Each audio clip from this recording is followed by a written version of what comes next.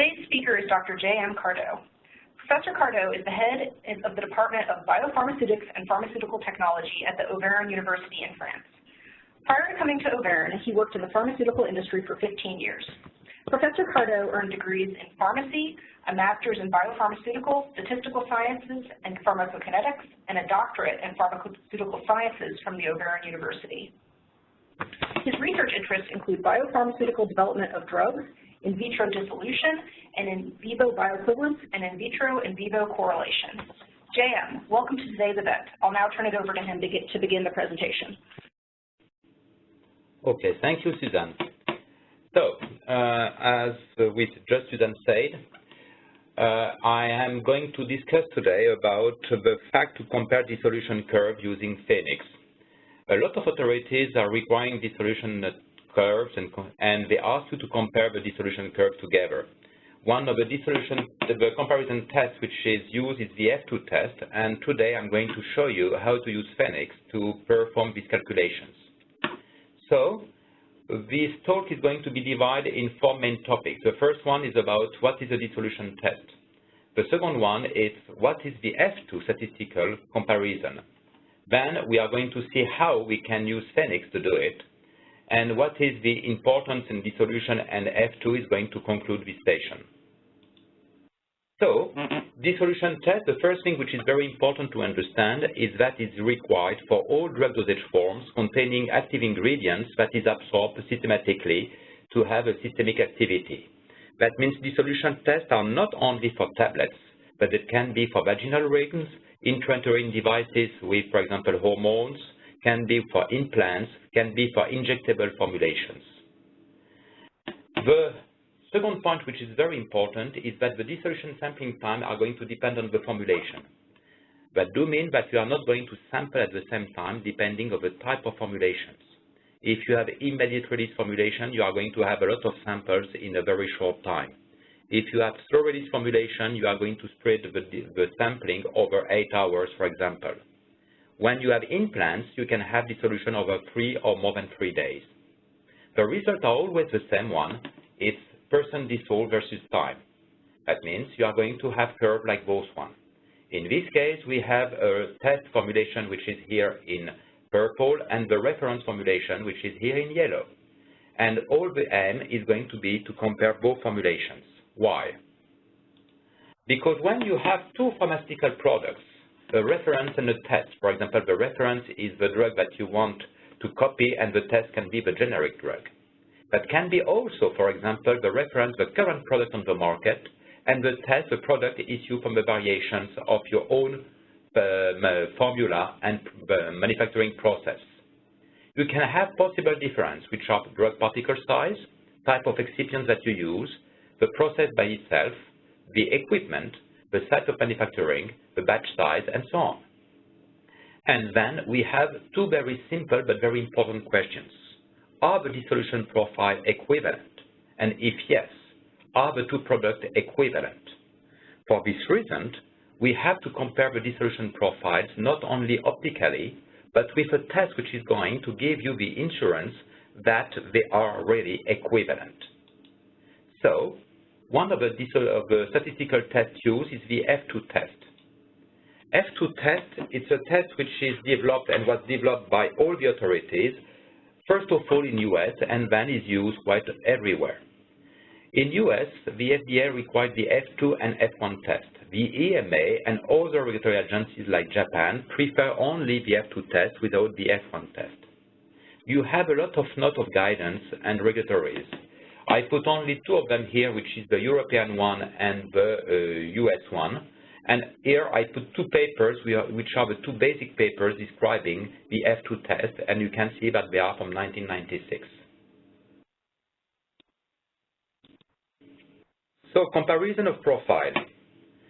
When you have more than 85% of drug which is dissolved within 15 minutes, you do not need to make any statistical comparison. Of course, you are going to achieve 85% of drug dissolved within 15 minutes with very standardized tests and not with very strange tests which are going, for example, to turn at 200 RPM. When you when you have less than 85% in 15 minutes, you must have to make a test to show that your two dissolution profiles are equivalent. And this test is the F2 test, or for US, S1 and S2 test. When the F1 or F2 test cannot be applied, you can use any type of other test, but you have to show that they are relevant. The classical test is the F1, F2 test. F1 is a relative errors or difference between curves. That means you make the reference minus test in absolute values, you divide it by the reference, and you multiply by 100, and you sum it. The F2 is a similarity function or similarity factor. You can see that it's something a little bit more elaborated. You can see also that start at the beginning always on the difference between test and reference. We are going to see it a little bit more in detail later on. For the F1, each of the F1 must be below 10 to 15%. For the F2 test, the final F2 must be greater than 50.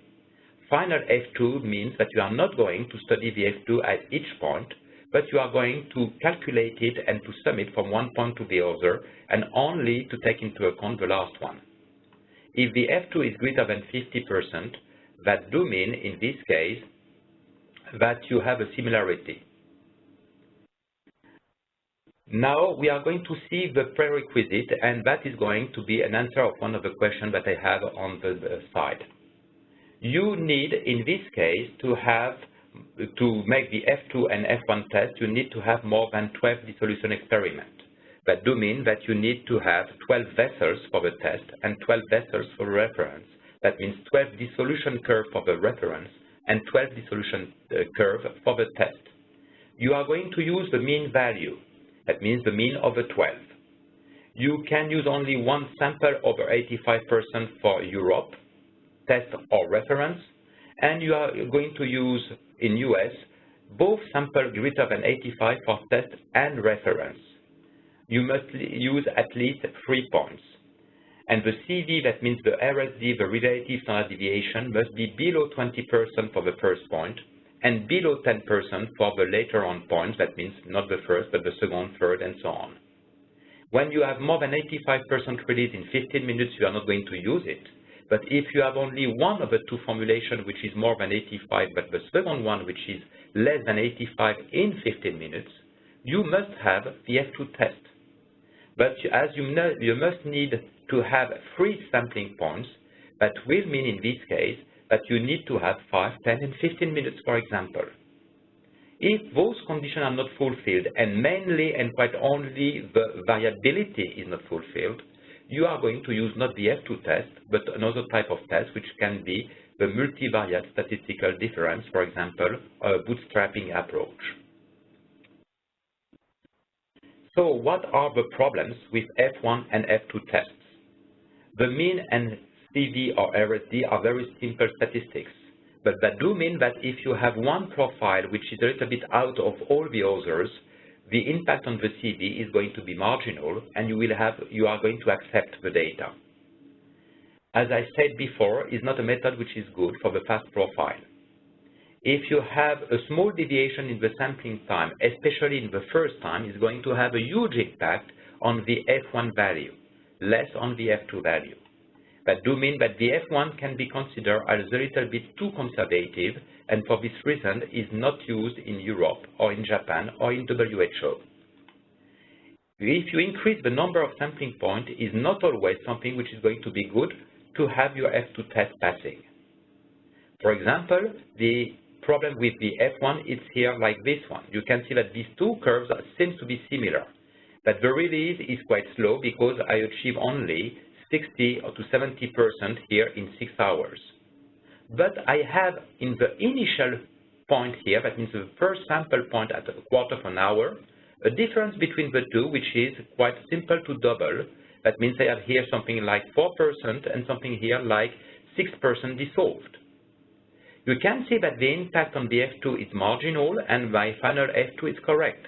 But you can see here that this impact is very huge in this case for the F1, and I would reject in this case the F1 statistics, for example, for the FDA, or you have to comment about it. For this reason, F1, as I told just before, is not mandatory in Europe and Japan and WHO countries, Canada also, and so on. I'm going now to show you how you can use Phoenix. And I'm going to show you how you can use Phoenix using only the basic Phoenix procedures and functions, that means without using the IVIVC toolkit. Why? It's quite interesting to use Phoenix to calculate F2 tests and not to use something which is like Excel and so on. The first reason is that you will have all the data in the same place. That means your in vivo data and the related in vitro data.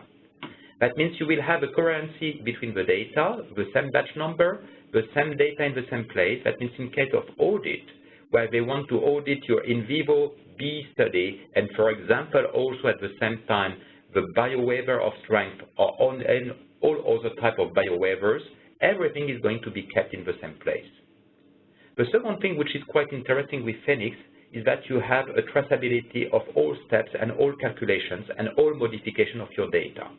That means you have a very huge audit trials in Phoenix.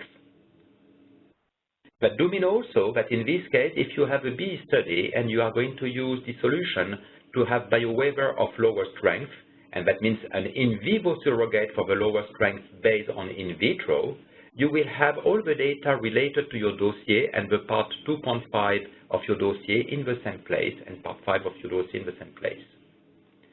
Also, something which can be very interesting is that you can implement, using some macros in Phoenix, you can implement also some control that all the prerequisites for the F2 calculation are fulfilled. Now, we can have a look on what we can do and what we have to do. The conditions to perform the F2 test is to have 12 units for each formulation. That can be checked using some function in Phoenix. You have to use the mean value. Phoenix knows how to calculate mean values. You need to use only one sample over 85 or for test or reference, or both for test and reference for FDA. That means you have to select the data and you have to check that you are using only one sample over 85. You need to have at least 3 points. That means you have to select the points to stop the selections according to the 85% rule and to check that you have used at least 3 points. The coefficient of variations of the RSD must be below 20% of the first point and below 10% for the others. That means you need to calculate the RSD and you need to check that you fulfill those conditions. Then you can perform the calculations. On the calculation, you will have more than one step. The first step is to calculate the difference between test and reference and to take the square of it.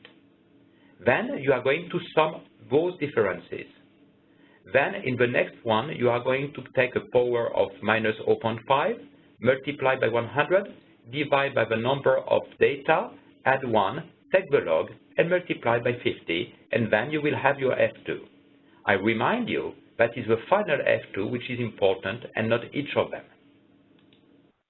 The data is the first step.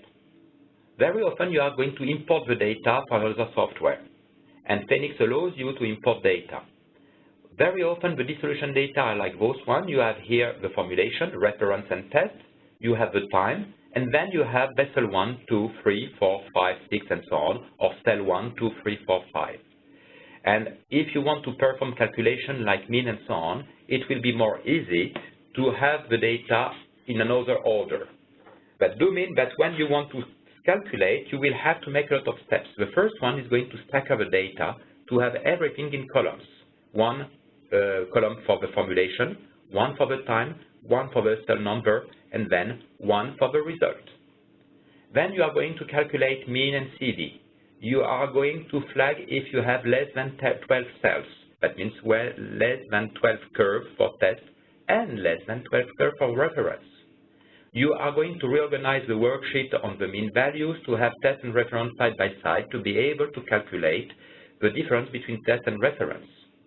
Then you are going to select the number of points and to check that you have greater than 3 points. Then you are going to calculate the F2. You are going to verify that the CV and the number of points and so on are correctly done. And then you are going to review the result and to present them. We are going to see it step by step and to see what we are going to use. You are going to use import, stacker, merge, descriptive statistics, data wizard, rank, and pivot. The first step, you are going to stack up. To stack up, that do mean that you are going to have something with, in the first column, the formulation, in the second, the time, the third, the cell or the vessel number, and then the dissolution. You can see, for example, that I have reference 1 here, time 5 minutes, and now I have cell 1, 2, 3, 4, 5, and so on, up to 12, and the results here. Based on that, I can now make the descriptive statistics by formulation and time. I will have here the numbers, and all the numbers must be equal to 12 to see that I fulfill the results with no missing numbers. I have the mean, the SD, and the CV, and I'm going to use that to check that I have 12.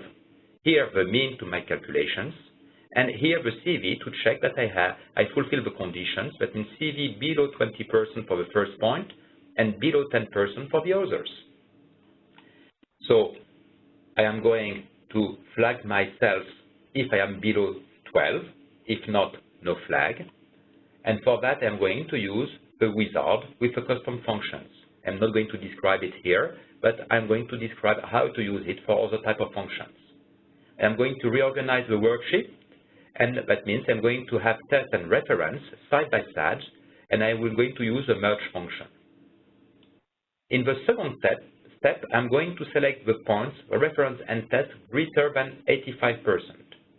For the FDA, in this case, I'm going to have both of them, test and reference, greater than 85. That means I need to have both of them. So I'm going here to select the points, and I'm going here, first of all, to use the data wizard to select the right points. Then I'm going to use a custom function here to see if the mean is greater than 85, I'm going to have a flag 1, otherwise it's going to be 0. That mean is going to be the mean of the test, and mean 1 is going to be the mean of the reference. So I will have, in this case, my flags, and my flags can be 0, 1, or 2. If I need to fulfill the FDA requirement, I must have a flag equal to 2. If I need to fulfill the European requirement, I need to have a flag equal to 1 and not to 2. I am going to merge the mean and the data selection together to continue to calculate. The third step is going to calculate the reference and test squared. For that, I am going to use the data wizard. I am going to keep the first time, which is greater than 85%. That means the first time where I am going to have a flag equal to 2 to fulfill the FDA rules. Then I am going to calculate and to be sure that the CV are correctly done. That means below 20% for the first and below 10% for the others. And that is the second point, which is here. Then I'm going to calculate reference minus test, which is going to be here. And I'm going to exclude the columns that are not useful. That means I'm going to filter my worksheet here. That was the first part of the calculations. On the first part of the calculation, I'm going to have a reference minus test squared for each time. Then I'm going now to have the sum of everything, and then I'm going to calculate the rest of the function. To have the sum, I'm going to use descriptive statistics with, in addition to mean, SD, CV, and so on, can give you the minimum, maximum, but also the sum. So that means in this case, I will have the sum of everything. Having the sum, I can use a new time, the data wizard, and I can use, in this case, the power functions. I can use here power multiplied by 100 to take the log, and so on. That means for the two means which are here, which are the mean value, I can, sum of the mean value, I can then calculate here everything that I need to calculate my F2 test. And my F2 test is going to be here. So the fourth step is going to put it in such a way that it's quite easy to be read and to understand. So that means I'm going, in this case, to have something which is the number of point okay, yes or no? If yes, I use data wizard for that. If I have n which is greater than 3, I will have okay. Is the CV of the first point below 20% and the CV of the other point below 10%? If yes, I will have okay. In other case, I will have no. Do I have the number of points greater than 85, which is correct? In this case, is yes. What is my F2 value? My final F2 is 45.8 in this case. I remind you that you must have a final F2 which is going to be greater than 50. So in this case, as I am below 50%, I can tell you that my F2 results tell me that my two dissolution curves here are different. So I have here something which is very easy to read, and in this case, I will know that my two dissolution curves are not equivalent. Of course, in Phoenix, you can use the plot, and you can plot your dissolution. In this one, I plot here the mean values, which is the dotted line, and the points which are here correspond to all my vessels and all my dissolution results. So why are dissolutions so important? Dissolutions are so important because you can use it for a lot of cases. The first case in which you can use it is BCAS-based biowaiver. In BCAS-based biowaiver, you can apply it for class 3 drug and class 1 drug. For class 3 drug, you must have a dissolution which is more than 85% in less than 15 minutes, of course, for immediate release formulation. In this case, I don't need any F2 calculation. But if I have a class 1 drug, either I am like a class 3 drug, or I have a slowest dissolution. If I have the slowest dissolution, that do mean that I am going to have more than 85%, but within 30 minutes, and not 15. That means I need to compare my dissolution results. And for these comparisons, I need to make it in pH 1.2, 4.5, and 6.8, and to compare with the F2 test in those 3 pH plus QC. That means dissolution are going to be 1.2, 4.5, 6.8, plus QC, if the QC is different from the previous one. I am going to use paddle 50 RPM or basket 100 RPM with 900 milliliters of dissolution media. And I'm going to compare, in this case, my dissolutions between test and reference using those characteristics. If I have more than one strength for a BCAS-based biowaiver, I am going to compare for each strength reference to test. For other strengths, that means when I have performed a B study which is conclusive on the higher strength, I can have a biowaiver of strength for the other strengths. For that, I need to have a linear pharmacokinetic. I need to have a proportional composition or drug substance DS, which is going to be below 5% in the tablet core. Or I'm going to use a bracketing approach if I do not fulfill the proportional composition or less than 5% of the tablet core, keeping constant the mass of the tablet. Proportional composition means that I have exactly the same percent of active ingredient and excipients in all strengths, only the mass of the tablet is going to be modified. Of course, I need to have the same manufacturing process and, that is important, the same dissolution data. If I use Phoenix in this case to perform the F2 test, that do mean that I will have within the same file my BE results, which lead to the fact that my test and reference are bioequivalent, and my dissolution results, which are going to be used for biowaiver of strength, that means as a surrogate of in vivo data.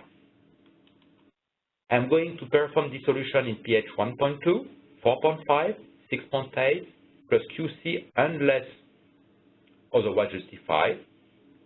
I may have more than 85% in less than 50 minutes, and if it's not the case, I must have in this case a F2 test. So I'm going to perform dissolution at those 3 pHs. But as I said at the beginning, it's going to be for a biowaiver of strength. That means not only for class 1 and class 2, not only for immediate release, but for other types of modified release formulations and for drugs which are not highly soluble, that means class 2 and or class 4. I have to submit dissolution even if I do not reach any high dissolution values or even 0 in some pHs.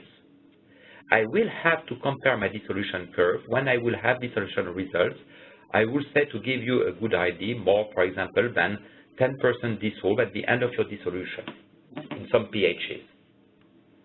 The F2 will be applied within your product series. That means I'm going to apply the F2 calculations between the biobatch of the test formulation which was used in vivo and the additional strength of your formulations, and not to compare the test versus reference at each strength. At some pH value, because we are dealing here not only with class 1 and class 3 drugs, but also with low solubility drugs like class 2 and class 4, we can have non-sync conditions for some strengths. For example, if I have 5, 10, 20, and 40 milligrams, I can be bioequivalent for 40 milligrams. This is one of the prerequisites. But I can have a low solubility in one pH, like pH 1.2 for this drug. That means I may dissolve only 12.5% of the 40 milligram strength in this pH. But when I will compare with the 20, the 10, and the 5 milligram, the 20 milligram could reach 25 milligram dissolve, the 10 milligram could reach 50% dissolved, and the 5 milligram could reach 100% dissolved. Of course, my dissolution curve are going to be different, but maybe not due to my formulation, but due to the fact that I do not fulfill the sync conditions. I remind you that you are not allowed to use surfactant in this case for biowaiver of strength in pH 1.2, 4.5, and 6.8. You are able to use it in your QC media, but not in the other media. So to overcome this problem, at least in Europe, they allow you to make two things. The first one, to stay within your series of drugs, is to use in the vessel, in addition to the previous tests, the same quantity of drug by vessel. That means I'm going to compare 40 milligrams versus 2 times 20 versus 4 times 10 and versus 8 times 5 milligrams.